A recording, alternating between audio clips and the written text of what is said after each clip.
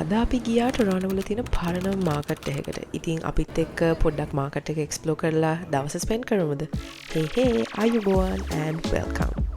අද මේ යන මාකට් එක මම කැමතිම මාකට් එකක් ටොරන්ටෝ වල තියෙන. ඉතින් යන්න ඉස්සෙල්ලා කරන්න පොඩි වැඩ වගේක් තියෙනවා. ඉතින් අපි ටක් ගාලා ලෑස්ති වෙලා ඒ වැඩ ටික කරලා let's go. හැබැයි ඊට කලින් ඔයා මාව දන්නේ නැත්නම් හායි මම මිනෝ මම මේ channel එකේ share කරගන්නේ මගේ lifestyle එකයි අපි කැනඩා වලට move වෙලා කරන දේවලුයි ඒ වගේ දේවල්. ඉතින් ඔයා තාම මගේ channel එකට subscribe කරලා නැත්නම් now is the time to do it. ඉතින් අද Sunday දවසක්. Sunday කියන්නේ අපි දෙන්නට සාමාන්‍යයෙන් shows ගෙදර තියෙන වැඩ කටයුතු ටික කරගන්න තියෙන එකම දවස. ඉතින් එළියට යන්න කලින් පොඩි වැඩ වගේක් තියෙනවා. ඒ ටික කරලා ලෑස්ති වෙලා යමු.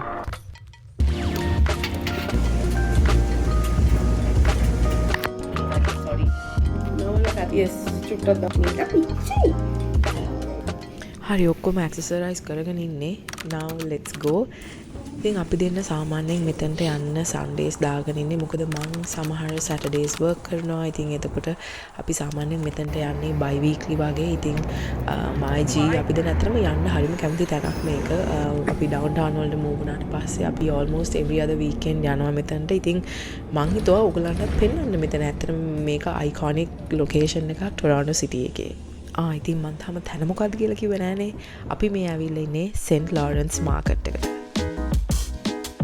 මම ඔයගලන්ට කියන්නම් St. Lawrence Market එක ගැන පොඩි විස්තරයක්. හැබැයි ඊට කලින් මේක තමයි අපේ first stop එක bread ගන්න. මෙතන ලොකු variety එකක් තියෙනවා. ඉතින් මේක තමයි අපේ usual තැන. You get the sunflower walnut. Mostly. ඊට පස්සේ අපිට තියෙනවා breakfast ගන්න. මොකද අපි breakfast අරගෙන නෙමෙයි ආවේ. මෙතනින්ම ගමු කියලා plan කරගෙන ආවේ. ඉතින් ඒක ගන්න ගමන් මම ඔයගලන්ට කියන්නම් මේ තැන ගැන වැඩි විස්තරයක්. අපි ඉතින් breakfast ගන්න plan කරේ මෙන්න මෙතන. මේක ඇවිල්ලා Greek shop එකක්. මට ගොඩක් craving එකක් තිබ්බා grilled cheese sandwich එකක් ගන්න. ඒ වගේම G ගත්තා gyro එකක්. හරි ඉතින් කොහොමද මේ St. Lawrence Market එක මෙච්චර iconic spot එකක් උනේ? මේක තමයි ටොරන්ටෝ වල තියෙන oldestම මාකට් එක. ඒ කියන්නේ ඒක establish කරලා තියෙන්නේ 1803 කියන අවුරුද්දේ. ඒ වගේම මෙතන ඇවිල්ලා trade and commerce hub එකක් වෙලා තියෙනවා ඒ කාලේ ඉඳන්. ඉතින් over the years, over the centuries එතනට අලුත් buildings add වෙලා, අලුත් vendors ලා, එක එක જાතියේ events, cultural දේවල්, ඒ වගේ දේවල් ගොඩාක් add වෙලා තියෙනවා. ඉතින් මේක අදටත් ගිහාම fresh produce, ඒ වගේම artisanal products, gourmet food, ඒ වගේ දේවල් හොයන්න පුළුවන්. ඉතින් මේක හරියම ටුවරිස්ටි හොට් ස්පොට් එකක් හැටියටත් රෙකග්නයිස් කරනවා. මොකද මේකේ ගොඩාක් හිස්ටොරික් වැලියු එකක් තියෙන නිසා. අපි ඉතින් මෙතන විසිට් කරාම සාමාන්‍යයෙන් අනිවාර්යයෙන්ම යන තැන් 3-4ක් තියෙනවා. අපේ bi weekly fresh produce ගන්න, ඒ වගේම ඔය nuts and grains ඔය ඒ වගේ දේවල් ගන්න අපි වෙනම stop එකක් තියෙනවා. breads and stuff ඒවට වෙනම stop එකක් තියෙනවා. ඉතින් ඒ වගේ අපි දැන් පොඩ්ඩක් pick කරලා තියෙනවා තැන් 3-4ක්. අපි එක එක ඒවා try කරලා. ඉතින් අද දවසේ ඕගලන්ට අපි සාමාන්‍යයෙන් යන තැන් ටික තමයි මේ පෙන්වන්නේ.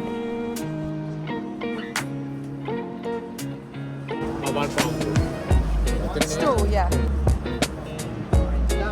That lamb is fine. No, that's it for now. Okay.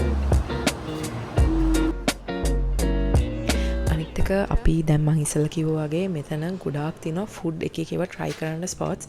ඔය සමහර viral ගිය products එහෙම තියෙනවා. කෑම જાති ඔය pastas, lobster roll එකක්. ඒ වගේම කැනඩා වලට unique items උත් තියෙනවා. ඔය නිකන් pea meal bacon sandwiches ඒ වගේ දේවල් උත් ඉතින් මෙතනින් ගන්න පුළුවන්. wide variety එකක් තියෙනවා. ඉතින් there is something for everyone. ඒ වගේම ඔය souvenirs ගන්න වගේ එහෙමත් මෙතන stores තියෙනවා. ඉතින් it's definitely a good spot tourist කෙනෙක් වගේ යනවා නම්. හැබැයි නැතත් අවශ්‍ය කරන normal day to day අවශ්‍ය කරන දේවල් උත් ගන්න පුළුවන්. මම මේ තැන ගැන තව ඉංග්‍රීසි වීඩියෝස් වගේකුත් කරලා තියෙනවා. මම ඒවත් ලින්ක් කරන්නම්. ඒවත් බලන්න අමතක කරන්න එපා.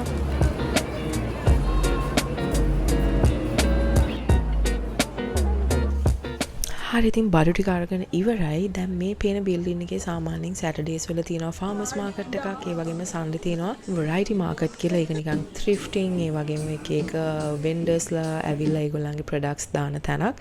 ඉතින් අපි සමහරලාට ඒකටත් යනවා. It's really nice. ඇතුළට ගියාම ඒ කියන්නේ ගොඩාක් කට්ටිය ඒගොල්ලන්ගේ Sunday දවස් උතන spend කරනවා.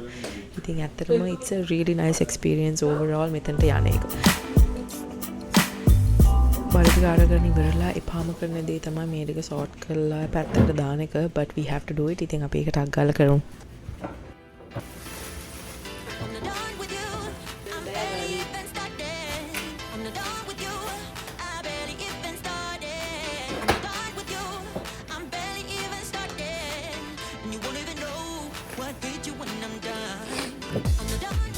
ඉතින් බඩු ටික සෝට් කරලා ඊට පස්සේ අපි අර උදේ වොෂ් කරපු laundry ටික දැන් මම අතරම බෙඩ් ෂීට්ස් අරන් මම තමයි වැඩිපුර දැම්මේ. ඉතින් ඒ ටික අපි දැන් දාලා පොඩක් රූම් එක arrange කරලා ඉතින් මේ වෙලාවට තමයි ඉතුරු ඔය ගෙදර තියෙන පොඩි පොඩි දේවල් ටික කරගන්නේ ඔය ටයිම් එක ඇතුළත. ඊට පස්සේ අපි පොඩ්ඩක් චිල් වෙලා පටන් ගන්නවා මීල් ප්‍රෙපුයි ඩිනර් ඒ වගේ දේවල් වලට. ජීත් මට හැම වෙලෙම උදව් කරනවා. එයා සාමාන්‍යයෙන් ඩිනර් ප්‍රිපෙයාර් කරනවා. මම අනිත් මීල්ස් ටික ප්‍රිපෙයාර් කරනවා. අද ජී ඩිසයිඩ් කරා ඩිනර් හදන්න. ඉතින් එයා ඒක හදනකල් මම අනිත් මගේ වීක්ලි මීල් ප්‍රෙප් ටික පටන් ගත්තා.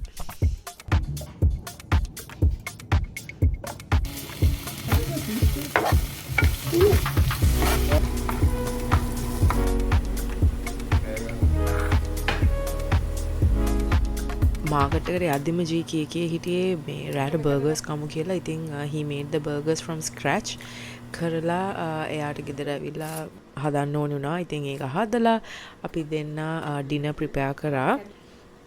ඊට පස්සේ එයා කෑවා මං අනිත් පොඩ්ඩක් ප්‍රිපෙයාර් කරනකල්. සාමාන්‍යයෙන් ඉතින් අපි දෙන්න වීක්ඩේස් වල නම් එකටම තමයි ඩිනර් ගන්නෙ. අද මට මේ වැඩ ටික ඉවර කරලා තමයි කන්න ඕන වෙලා තිබ්බේ. so he had dinner and then මං continue කරා ඊතුරු meal prep ටිකට. ඊට පස්සේ ඒක ඔක්කොම හදලා ඉවරනාට පස්සේ තමයි මං ඩිනර් ගන්න පටන් ගත්තේ. පොඩ්ඩක් ඉතින් රෙස්ට් එකකටත් එක්ක before I continued the rest.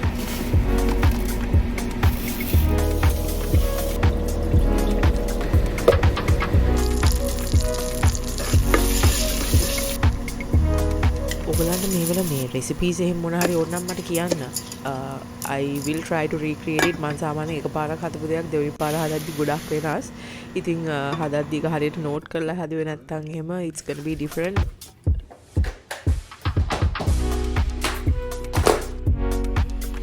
හරි meal prep කරලා ඔක්කොම ඉවරයි. ඉතින් ඒ ටික පොඩ්ඩක් නිවෙන්න තියලා මම යනවා wash එකක් දාගන්න. ඒක කාලේ ඉතින් ජී පොඩ්ඩක් clean කරලා ඒ ටික කරලා ගන්නවා.